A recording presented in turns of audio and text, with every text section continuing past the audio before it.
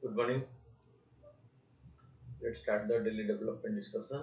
The first topic is about the demographic dividend, Indian's population, the benefit of youth population, which is known as demographic dividend, and unemployment problem in India and China. A recent Pew survey estimated the current media Indian age at 28 average age as compared to China's 39 means Indian population is much younger than that of China.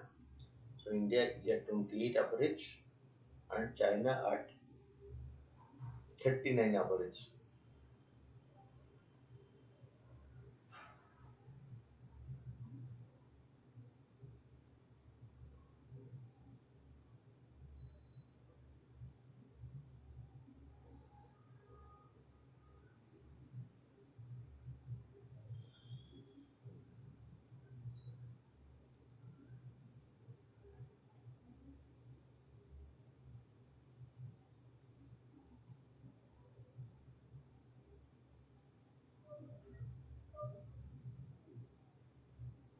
Okay, so that means India is in much advantage as compared to China.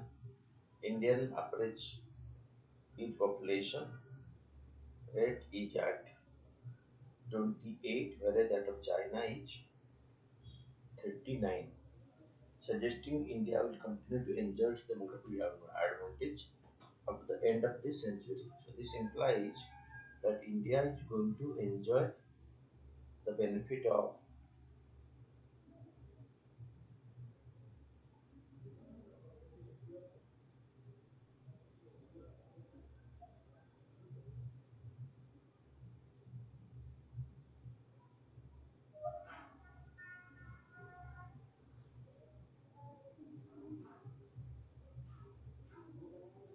ଏମିତି ହବନି ତଳେ ଠିଆ କରି ଗୋଟେ close ରୁ line ଯୋଡା hello ଏ ଚାଲିଲା ବେଳେ ଭିଡ଼ିଓ କରିଦେଉନି ନା କହୁନ ଚାଲିଲା ବେଳେ ଭିଡ଼ିଓ କରିଦେଉନି ଯେମିତି ଦେଢ଼ ଦେଢ଼ ଦେଖାଉଛନ୍ତି ଅଲଗା କ୍ଲୋଜ ରୁ ଉଠେଇବ ତଳକୁ ଛାଡ଼ି ଦେଇକି କେମିତି ଉଠିବ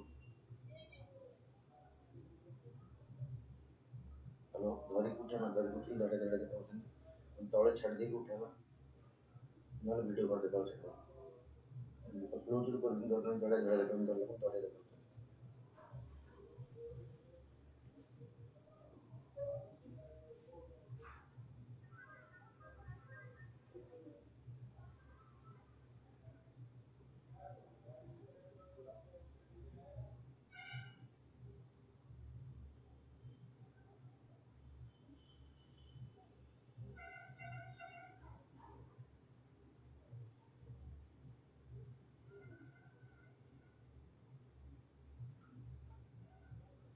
Okay, so however, expert at home and abroad under the India's demographic dividend may remain an advantage without education or skilling leading to jobs in China too. The high level of youth joblessness has generated a great deal of attention and discontent. What is happening in China? In March, when the World Population Review announced China's youth population was declining and the aging population was rising, coinciding with annual ritual of two sessions, students in China are expected to graduate from higher education institutions. How will China's youth cope with the situation? And what measures have the Chinese government put in place to stabilize employment? So that is the case of China because a large number of youth are graduating in China, but they are not finding the job avenue. So similar situation is also there in India.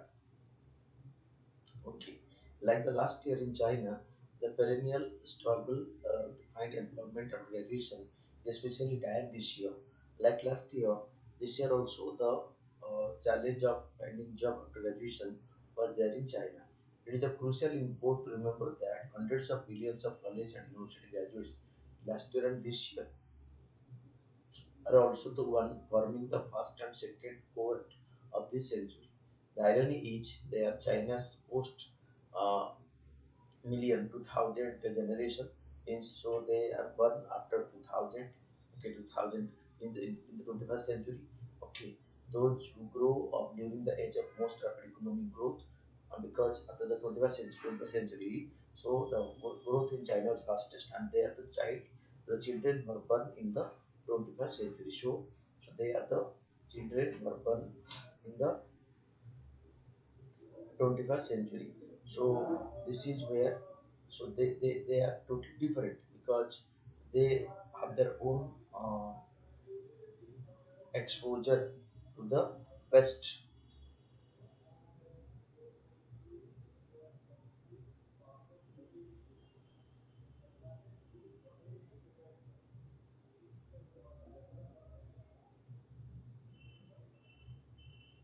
Okay, so the fastest growing economy. Okay, those who grow up during the age of most rapid economic growth, and now they are forced to view themselves as the first victim of pandemic hit slow economy amid a growing demand for job security.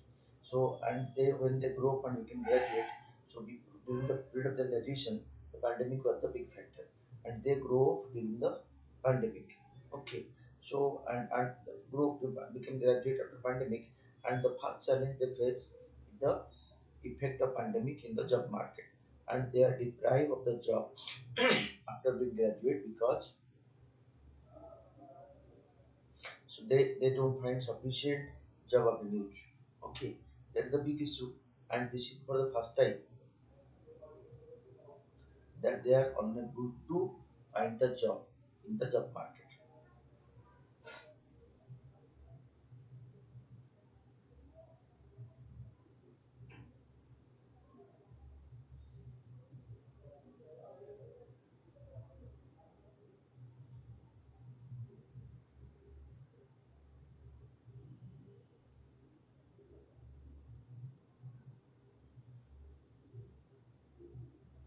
Okay, so when these 10 to 12 million young Chinese entered job market in March April last year, and this year in what is known as the China's job recession, called the Xinjiang's or Golden March Silver April in China, because at the period when the results are published, they become graduate and they search to the job market. Instead of a decent job, they face a job market hit hard by the COVID-19 lockdown and massive layoff in key sectors such as real estate, technology, and education. Mostly urbanites who already earn the worth of the authority for popularizing social media trends such as the laying flats and involution, which are about rejecting the culture of overworking and overachieving. Those Generation Z fresh graduates were also the one who launched this last year's anti-zero COVID protest and anti-Xi Jinping satellite yet scarcely urban-based social movements. So this is against the, so they are reacting against the government because so they feel that the employment market is not providing them ample scope to find a job after being graduate. So that's why they're using the social media to express their frustration over the job market and the ongoing government policy in this.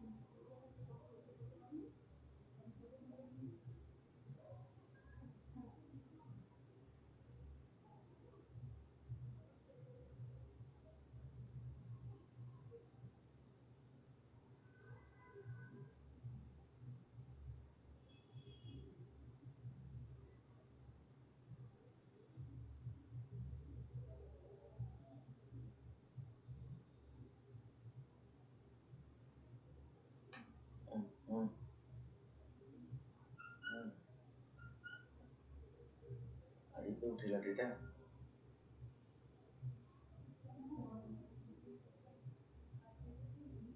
ଏଇଟା ପଛଟା ହଁ କେମିତି ହବ ଏବେ ଦରକାର ଦେ ପଛଟା ପାଞ୍ଚଟା ଛଅ ଚାରି ତିନିଟା ଛଅ ଚାରିଟା ଛଅ ପାଞ୍ଚଟା ଛଅ ଦେଖୁଛୁ ମତେ ମୃତ ହଉଛୁ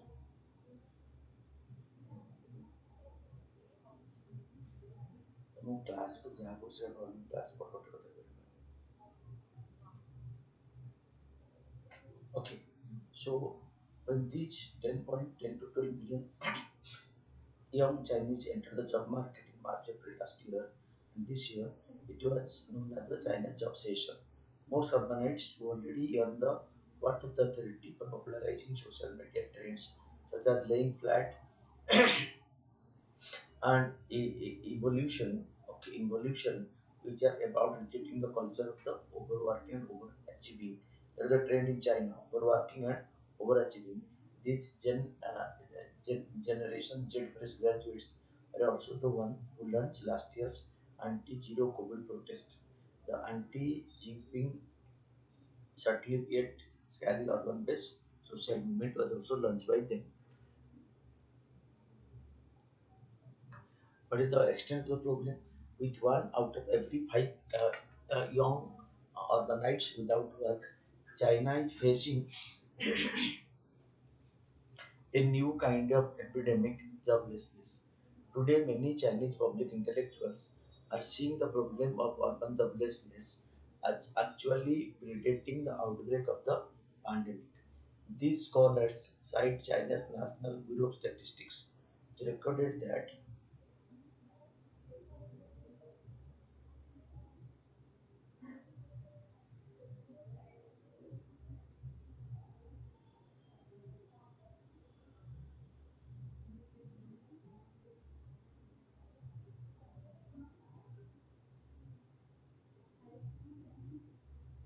okay, so this scholar cites China's National Urban National Bureau of Statistics reported that official jobless rate for the urban youth aged 16 to 24 rose to 0.6% to 19.9% in last July, the highest since the national agency started releasing youth employment data in 2018. That means all-time high unemployment rate in China. But the sin in India, the China story through similarities plus big differences. India's challenges, the number of social school leavers plus liberal art graduates from universities and engineers from low-grade colleges who cannot find jobs, and yet we face a shortage of plumbers, electricians, artisans, bakers, cook, dental assistants, and all manner of skilled personnel, and many hands-on specialists. Oh, what went wrong? Okay, semi-skilled. So some skills with them. We have a shortage of this manpower. For 3 decades, we paid lip services to skilling, but entities such as the National Skill Development Corporation, created in 2003, have not delivered. So, case in numbers, changing numbers, NSDC, National Skill Development Corporation, focus on short courses of less than a year duration, insufficient for real skill acquisition. But the program launched by the National Skill Development Corporation are not effective for adding skill in reality. Then our buying stock of 2,500 plus ITIs established after the 1960s are run by state government. Long moribund effort to repurpose them with the help of the Confederation of Indian Industry and the FICCI brings in neighboring industrial enterprises have mostly failed. So they have the ITIs have tried to tie up with that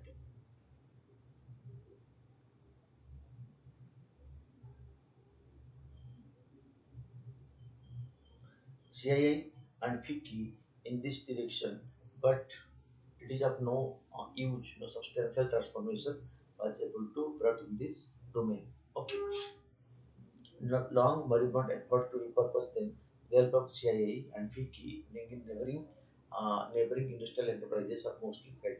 States resist transferring full control to their industrial partners, but private skilling institutes have mushroomed, many in the informal sector, partly filling the gap. Additionally, many engineering colleges mostly functions as money-making enterprises, giving inadequate training. On the flip side, huge numbers from the coaching industry to compete for exams to the elite IIT and other prestigious technical entities, those that wish out aim at the fast expanding venture enterprises in service job, including as delivery personnel.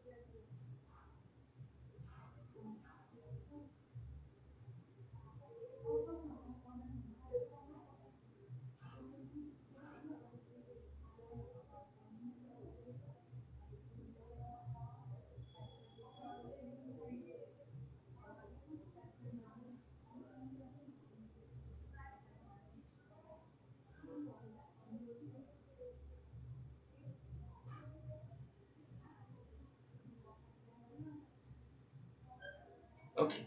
Additionally, many engineering colleges mostly function as money-making enterprises, giving inadequate training. On the flip side, huge number from the coaching industry to compete for exam to the elite IIT and other prestigious technical entities.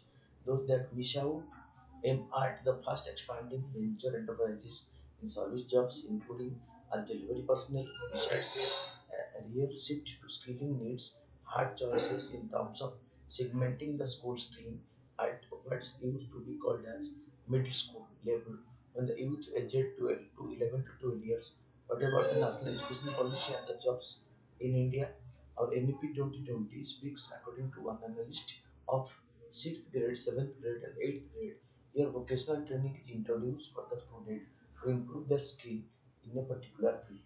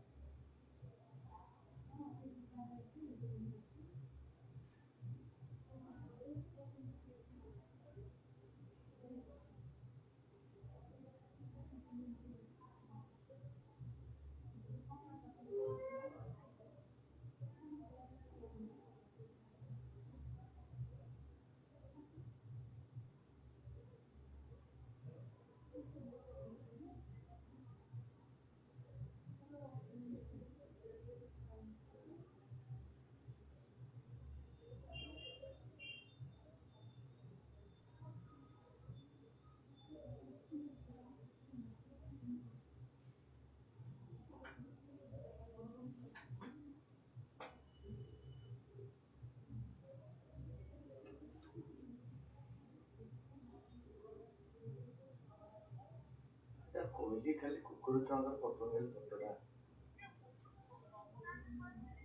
ଗୋଟେ ମୁଁ ଏଇଟା ପଠେଇବି ସେ ନେଇ 100 ଲୋକଙ୍କୁ ଦେଖେଇବ ତାକୁ ଘର ମାଗିନା ଗୋଟେ ଘର ଲୋକଙ୍କୁ ଦେଖେଇବି ଅଜବ ପ୍ରକାର ଚିନ୍ତାଧାରା ମୁଁ କହୁଛି ବୁଝିପାରୁନ ନା କଣ ଆଉ ତାହେଲେ ନ ଛାଡ଼ି ଦେଇ ତାହେଲେ ମୁଁ କାଲି ଟିକେ ପଠେଇଦେବି।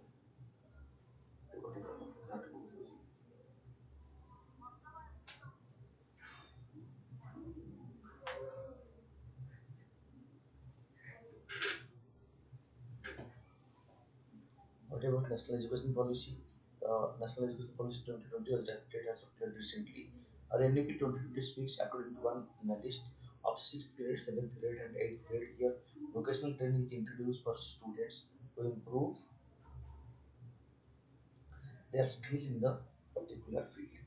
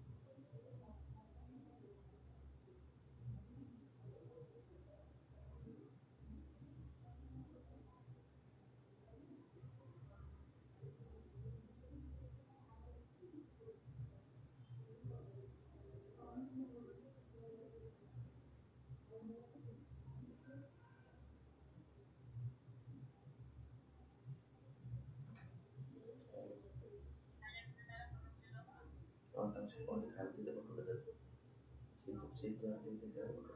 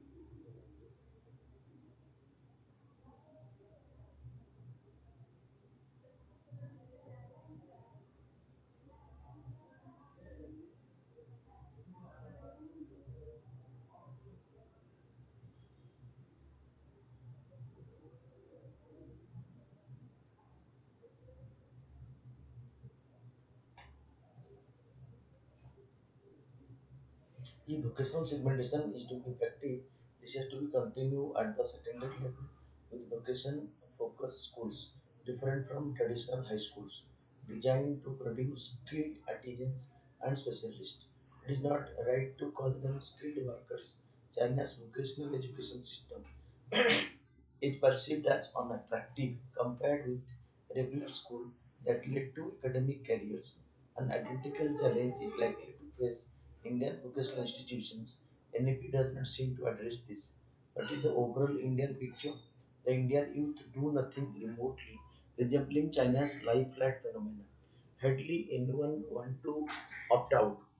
That is to telling a comparison. Sociologists might reflect on the way the response is to large populous country are very different. That is India and China. It is completely different.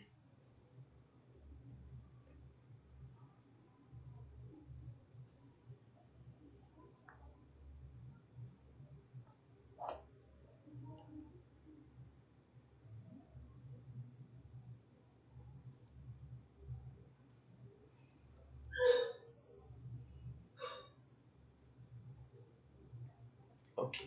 How do jobless Indian youth react? Okay, what is the overall Indian picture? The Indian youth do not remotely resembling China's life flat phenomena. Okay. Hardly anyone want to opt out. There is a telling comparison. Sociologists might reflect on the why the responses to large populous country are very different. How do the jobless Indian youth react? They change various varied options. One is undocumented migration. The dream of prosperous foreign lands. India is now a major source of UK's boat people, means those who migrate illegally. On the Canada-US land border, high number of returnees come from India, from Canada to USA, and do this tackling the US-Mexico border. Other targets, the Gulf region, Europe, Africa, and the unexpected place like Malta and Japan. Recently saw Indian in the thousands returning after conflict zone in Sudan. That means so due to lack of job, so Indian are migrating to other countries.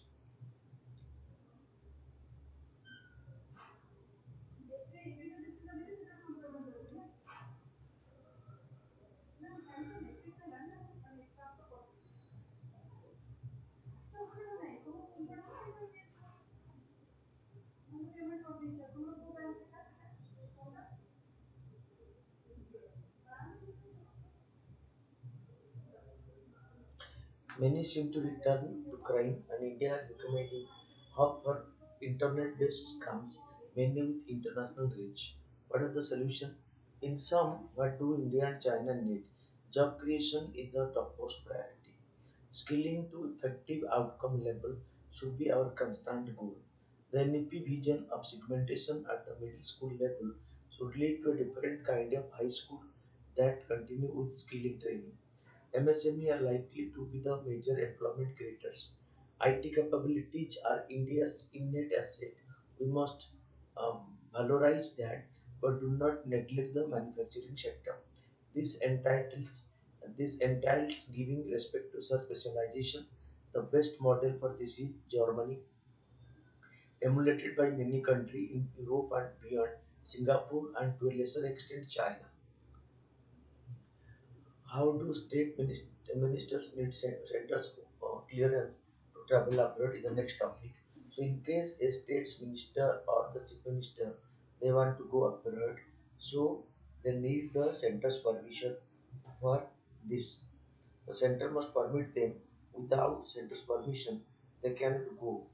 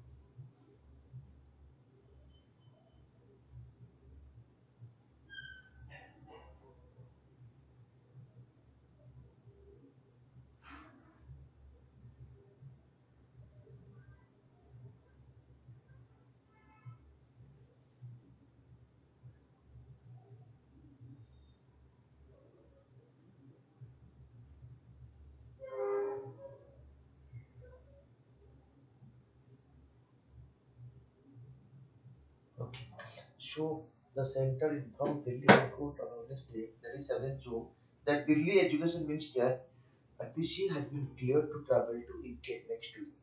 Atishi, who has been invited by the Cambridge University to speak at a conference on June 15 in her official capacity, had moved to the court on Tuesday seeking direction to the government to decide on granting her political clearance before it is too late. All chief minister and minister of states and union territory are required to ob- obtain political clearance from the center before they can travel abroad. In July 2022, Delhi Chief Minister Arvind Kejriwal was unable to attend the World City Summit in Singapore after the center delayed the required political clearance beyond the deadline for acceptance of the invitation.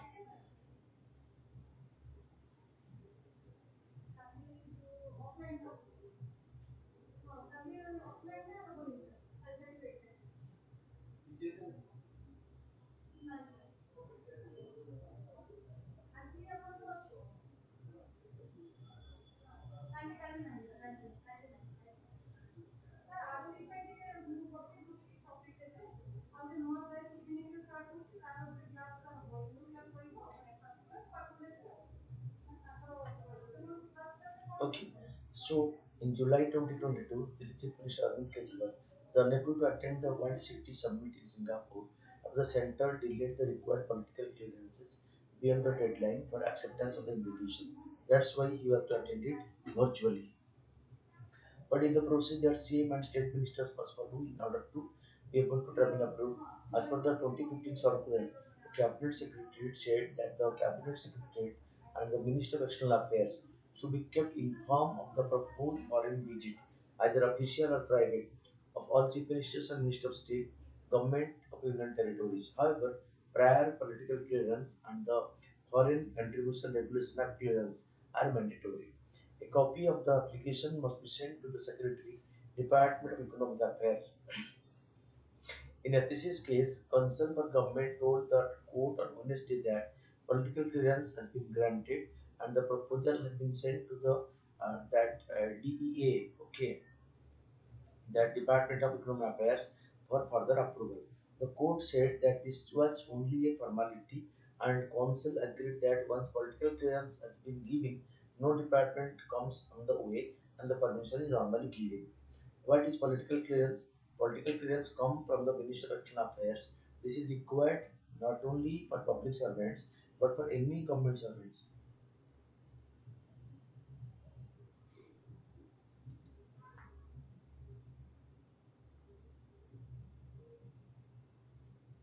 Okay, for a foreign trip, the decision to grant political clearance is taken based on multiple factors such as the nature of the event that will participate, the level of participation from other countries, the kind of invitation that has been extended, and India's relation with the host country. Since 2016, application can be made for e-political clearance on the portal epoliticalclearance.gov.in. The concerned ministry and the Department of Economic Affairs entertain an application only if political clearance from the Ministry of External Affairs is attached with the request. Without the clearance, no public servant can go abroad. Instances where the request by the CM ministers for political clearance were denied. In October 11, 2019, Kejriwal addressed a conference in Denmark through video conferencing after the center denied him clearance. The previous EPA government has denied political clearance to Assam Chief Minister Tarun Gogoi to the US and Israel, and to Jharkhand's BJP Chief Minister Arjun Munda to Thailand, rejecting Gogoi's application for a visit to New York for a high-level meeting on 2nd April 2012. The Minister of External Affairs said that direct correspondence by a diplomatic mission with the state government was inappropriate, so permission not given. Any other clearance needed, chief ministers, ministers, state government, and other state officials also need clearance from the Department of Economic Affairs. For union ministers, after getting political clearance from the Ministry of Affairs, additional clearance is needed from the Prime Minister, whether the trip is official or personal. Only if the trip is official, Lok Sabha MP need clearance from the Speaker and Rajya Sabha MP from the chairperson, that's called the Vice President of India. For MP, it is not obligatory to inform the Lok Sabha Rajya Sabha Secretariat. The trip is private. For officers of various ministries up to Joint Secretary level, clearance is given by the minister concerned after political clearance. For those above the rank, the proposal need approval of a screening committee of secretaries. Rules vary according to the duration of the visit, the country to be visited, and the number of members in a delegation. If the foreign trip involves the hospitality of organization other than those of the event, FCRA clearances is needed from the Home Ministry. For government employee, all foreign trips, official or personal, need approval because they are government employee, so they cannot go on any trip without the permission of the government. So any foreign visit need approval by the government. The case of judges, do judges need clearance for foreign trips? For official foreign travel,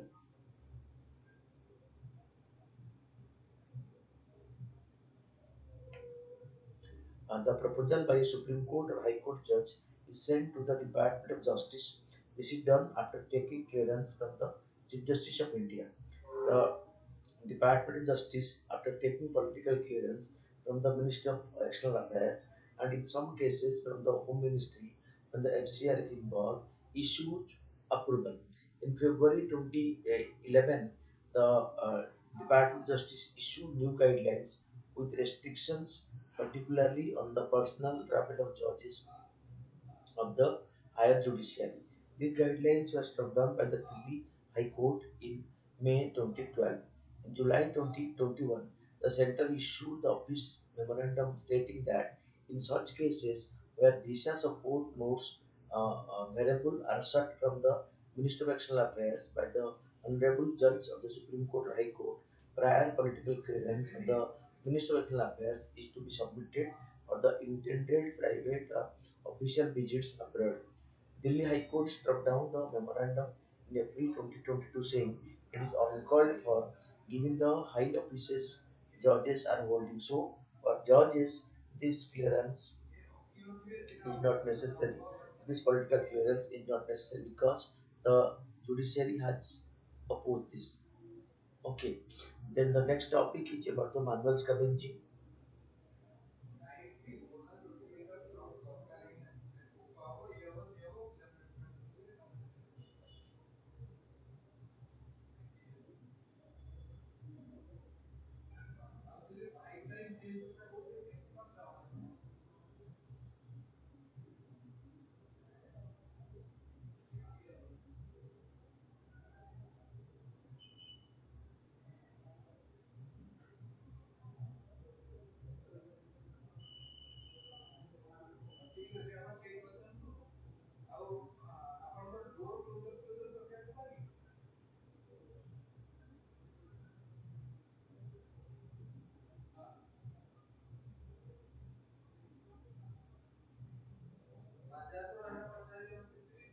Okay.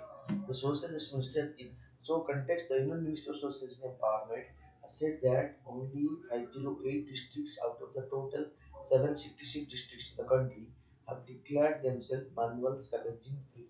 That means no manual scavenger is used in cleaning. Okay. So that means there are still more than 250 districts where manual scavenging is being practiced, which is very derogatory, and the intention of the government is to check the stop manual scavenging and rehabilitate the person who are engaged in the manual scavenging work. But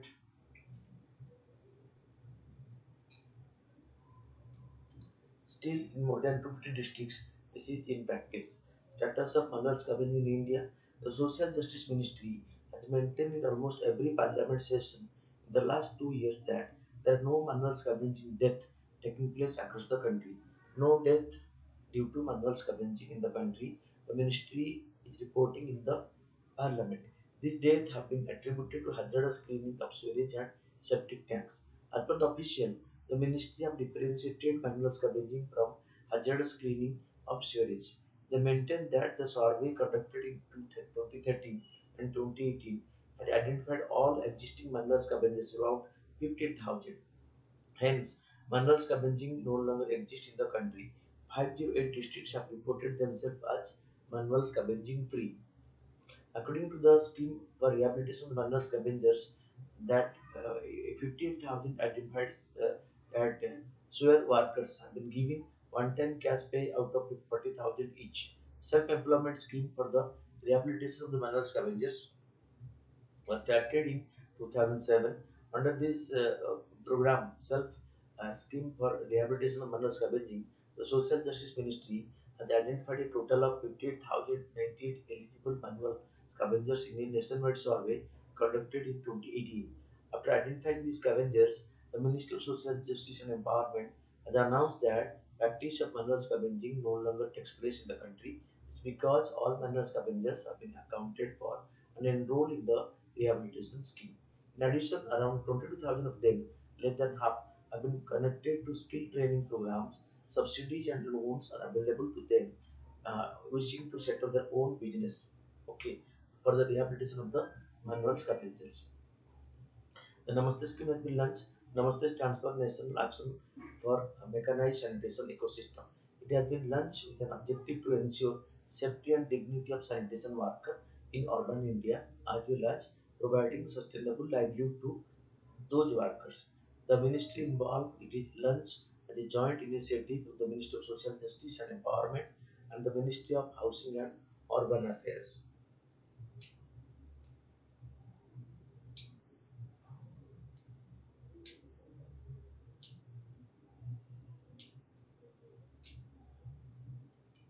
Okay, implementing agency, the National Safai Karmachari Financial Development Corporation would be implementing agency for this Namaste. Coverage 500 cities converging with Amrut cities will be taken off under this phase of the first phase of Namaste. It will be implemented for a period of 2020 to 2026. The 23-24 Union budget shows 100 crore allocation for the Namaste scheme. Okay, so National Action Plan for Mechanized Sanitation Ecosystem. M. Zero fatality in sanitation work in India. All sanitation work is performed by skilled workers. No sanitation worker come in direct contact with human facile matter. Sanitation workers are collectivized into SSG and are empowered to run sanitation enterprises. All sewer and septic tank sanitation workers have access to alternative livelihood. Then component of the scheme, these workers and their family will be covered under the Ayushman Bharat Pradhan Mantri Jan Arogya Yojana. The premium of the Pradhan Mantri Jan Arogya Yojana for those unemployed. So its workers family are to be covered earlier and given by the Namaste Action Plan will promote mechanization and enterprise development for those sanitation workers. Identified sanitary workers and their dependent will be given counseling on available livelihood choices as an opportunity to acquire alternative skills. If they so desire, the worker may choose to explore an alternative livelihood option or an entrepreneurial venture. The SSW may choose to continue working in the sanitation sector, thereby becoming eligible for receiving capacity building training. Okay, so the identified sanitary workers and their family member will extended benefit of all the social security schemes. The scheme will include capital subsidy of up to 5 lakhs on sanitation machinery costing up to 15 lakhs and interest subsidy on loans. Interest rate will be capped between 4 to 6% for the beneficiary. The scheme also provide for training and the worker in the use of these machines during which time a stipend of 33,000 per month will be provided to them. Okay. World Ocean Day 2023. The World Ocean Day celebrated every year on 8th June to create awareness about the benefit that mankind both get from the ocean. This year, the theme of World Ocean Day 2023 is Planet Ocean. The tides are changing. The day was designated by the United Nations General Assembly in 2008. The day was originally proposed in 1992 by Canada's International Centre for Ocean Development and the Ocean Institute of Canada at the Earth Summit, the UN Conference on Environment and Development in Rio de Janeiro, Brazil. The global coordination of World Ocean Day was initiated by the Ocean Project, and in 2002, the United Nations officially recognized and acknowledged World Ocean Day in 2008. Okay, in the Fatah missile, so Iran has recently unveiled the first ever hypersonic missile, Fatah, which it say can penetrate missile defense system and will give it a military edge. About the Fatah missile, it is an intermediate range ballistic missile developed by Iran. It can travel at hypersonic speed of up to 15 times the speed of sound and can penetrate missile defense system. It has range of 1,400.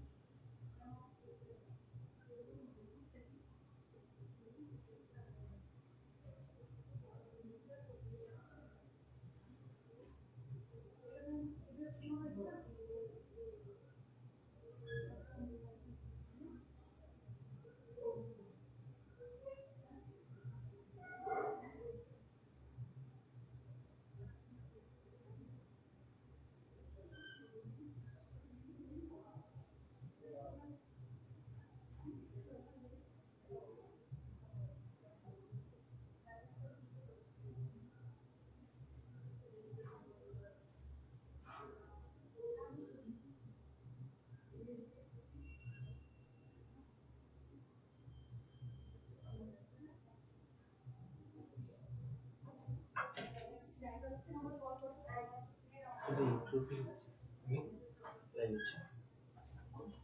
ଛୁରୀଙ୍କ ଚାର୍ଜରେ ଆପଣ sir କଥା କ'ଣ launch ଫଞ୍ଚ ସବୁ ଜାଣିପାରୁଛନ୍ତି ଦୁଇଟା ପିଲା ଅଛନ୍ତି ଚାଲ ଚାଲ ଲୋକ ଆସି ବାହାରି ଯାଇଥିବେ. Okay, so it is an intermediate ballistic missile developed by Iran. It can travel at hypersonic speed up to 15 times the speed of sound and can penetrate missile defense system.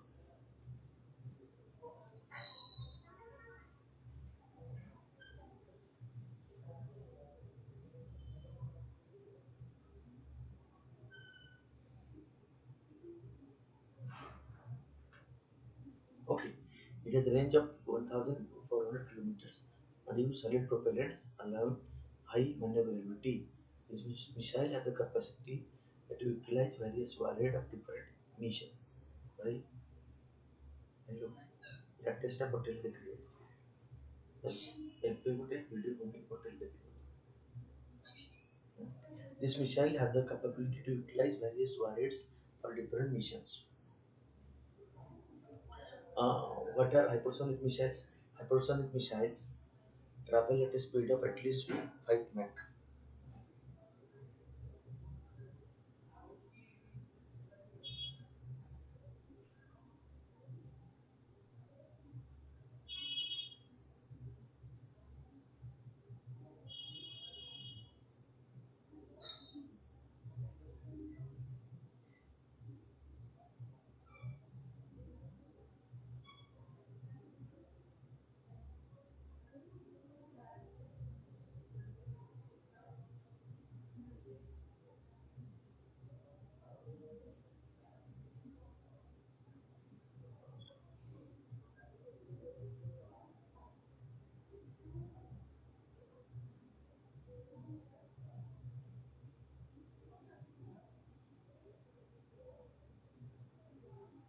Okay, so what are the hypersonic missile?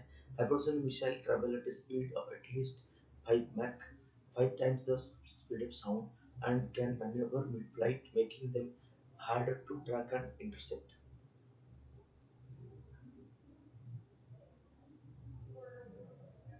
Okay, so unlike conventional ballistic missiles, hypersonic missiles.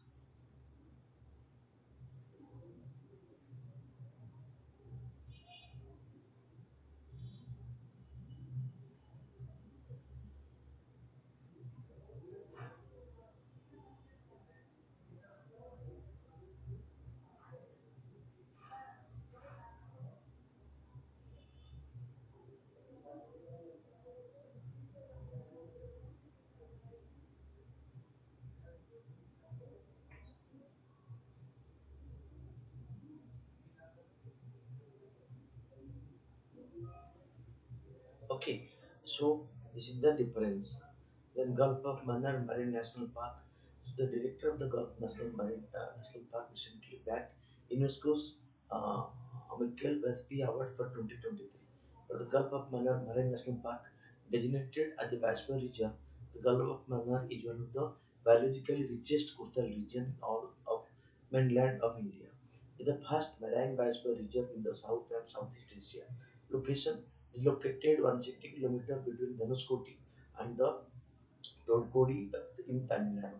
Gulf of Mannar Marine National Park, established in 1980, hosts three rural aquatic ecosystem: mangrove, then the seagrass, and the coral reef. The intertidal area dominated by mangrove belonging to the Rhizophora, Abyssinia, and Bulgaria. Okay, and Dungdung and endangered marine mammal. The main attraction of the Gulf of Marine Mannar National Marine Park.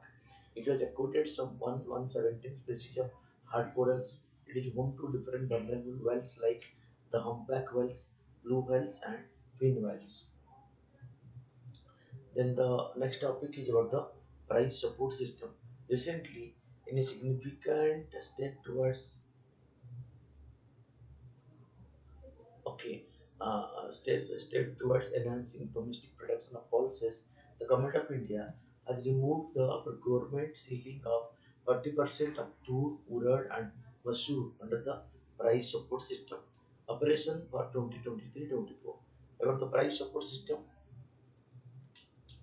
it is being implemented by the government of India in the state. It is one of the component of the Pradhan Mantri Annadata Sarankan Abhijan scheme implemented by the Department of Agriculture and Cooperation. Implemented this scheme for procurement of oilseeds, pulses, and cotton through the NAPED, which is the central nodal agency, at the MSP declared by the government. Main crop covered includes bajra, jawar, maize, paddy, cotton, tur, mung, urad, groundnut, sesame, wheat, gram, mustard, and sugarcane.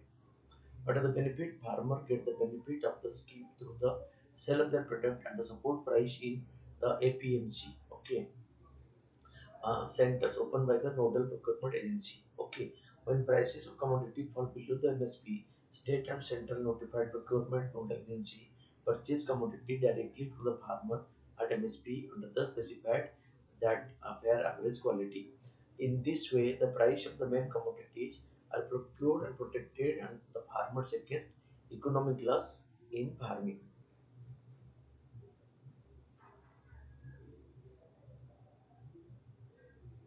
Then coming to the question, discuss the silent features of the indigenously developed automatic train protection system, also known as Kabacha. What other reforms are needed in the railway sector to improve its efficiency and safety? The Kabacha is an indigenously developed automatic train protection system, okay, ATP, by the Research Design and Standard Organization, RSDO, okay, RDSO, in collaboration with Indian industry. It consists of electronic device and radio frequency identification devices installed in the train.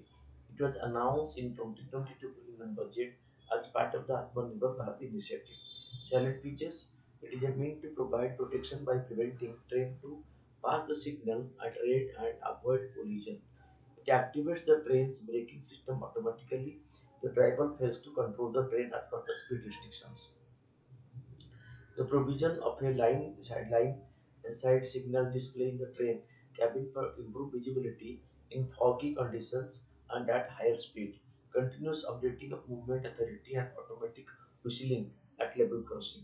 The train collision avoidance system with the help of the equipment on board the locomotive and the transmission tower at station connected with radio frequency identification tags and help in two-way communication between the station master and loco pilot to convey any emergency message.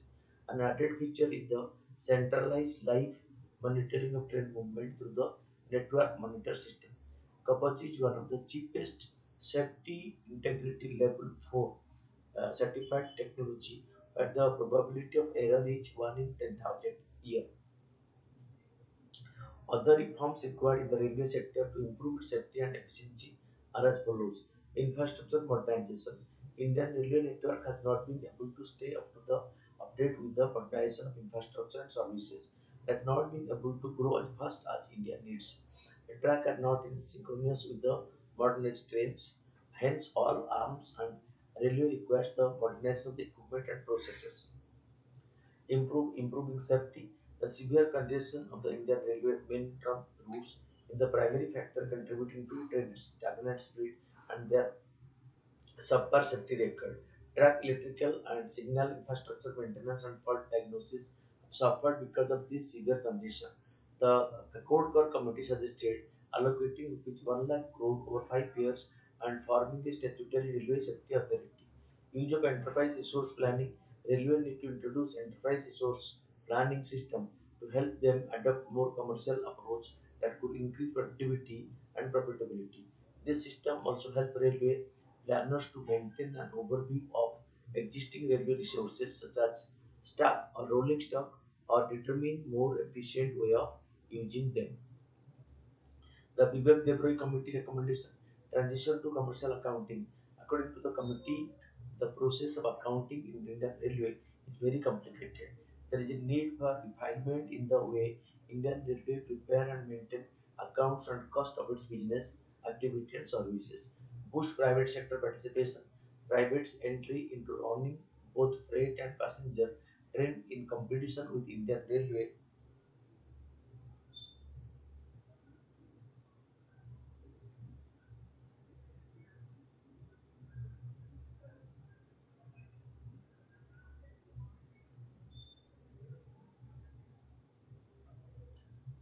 Okay, so then boost private sector participation.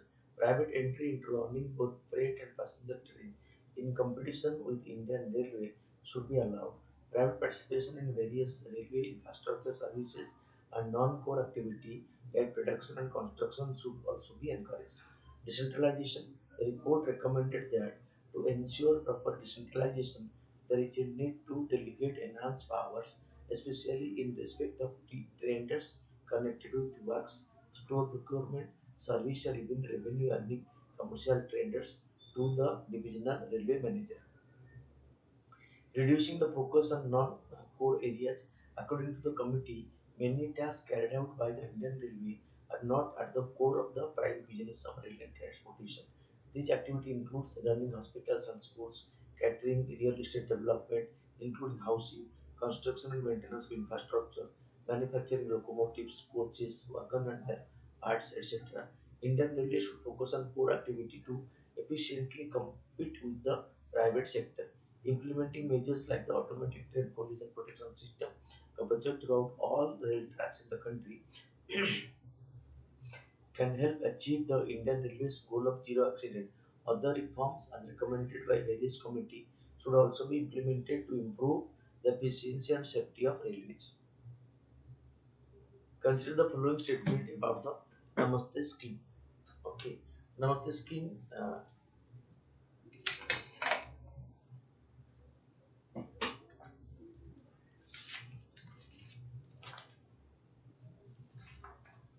Okay, the Namaste scheme provides capital subsidy to sware cleaners on the purchase of sanitary machinery, sanitation machinery, training of workers with stipend amount, the loan subsidy with the capped interest rate on sanitation equipment.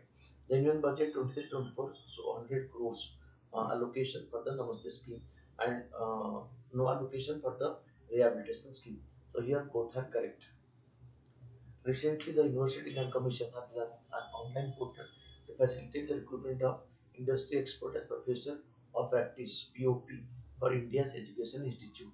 The scheme for POP was introduced as of the National Education Policy 2020 year. So, which are incorrect? Both are correct. So, neither are incorrect because both the statements are correct. One and two both are correct. But the following statement, unlike underground rock caverns, salt caverns are developed by pumping water into the geological formation with large salt deposit to dissolve the salt. They are naturally well sealed and engineered for rapid injection and extraction of oil, right? Like underground rock caverns, salt caverns based storage are not suitable for storing compressed air and hydrogen. Here only one is incorrect, that is 3. 1 and 2 are correct. Recently, the Lavender Festival was launched by the Ministry of Science and Technology in Jammu. Then question number 5. The following statement about the Kata missile, it is an intermediate range ballistic missile developed by India. It is so incorrect. It is by Iran, not by India. It can travel a hypersonic speed of 15 times the speed of sound, right? It has a range of 1400 kilometers, also right. So only one is incorrect. Answer is A. The following statement about the Gulf of Mannar Marine National Park. It is the first marine biosphere reserve in South and Southeast Asia, located 160 km between Dhanushkoti Kodi and the Uttarakhandi in Tamil Nadu, right?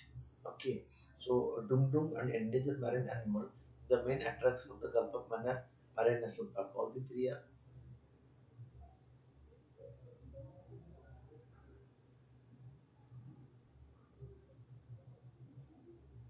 three are correct. Okay, all are correct. Not each of the mistake here. All are correct. The Ocean Day, World Ocean Day, okay, is celebrated every year by June. So that's okay. The theme is planet ocean. The tide is changing. Is incorrect.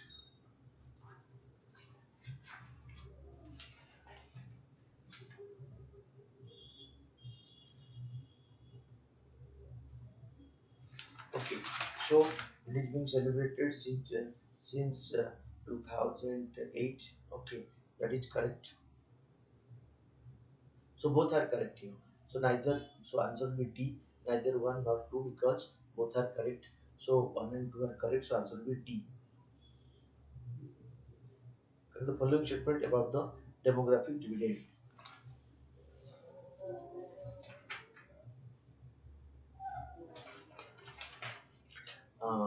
Demographic dividend. As per United Nations Fund for Population Activity, the working population is considered to be in the age of 15 to 64.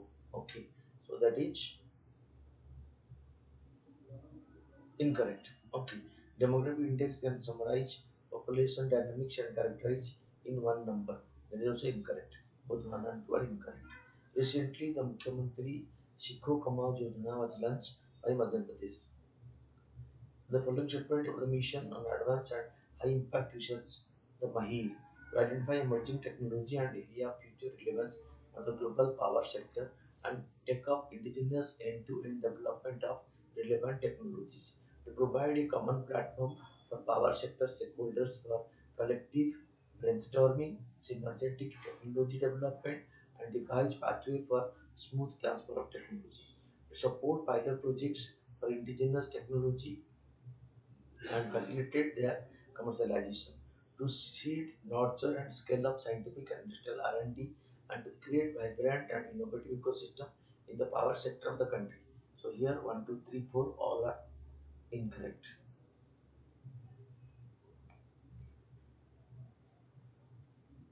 Thank you for watching.